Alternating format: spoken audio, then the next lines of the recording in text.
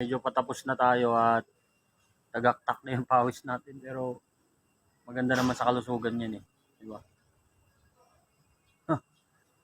Nakakatawa lang isipin na 40 na ako, wala pa rin nararating. Isang maulan na umaga sa inyong lahat, inyong lingkod, Bem. So nandito tayo ngayon sa lugar kung saan nagdi-deliver ako. At ayan, makikita nyo naman na parang blessing talaga yung dumating dahil natapat ako sa simbahan. So ang hinihiling ko lang, sana magkaroon ako ng e-bike para hindi na ako masyadong mahirapan dito kakapidal. Yung bike okay naman, pero kasi pag e-bike kasi mas mabilis yung delivered. Alam naman natin na pag Lazada kailan mabilis. So sana may maawa, e-bike lang sapat na. Madami-dami pa to. So kagaya niyan, paakyat. Mahirap yan pag bike.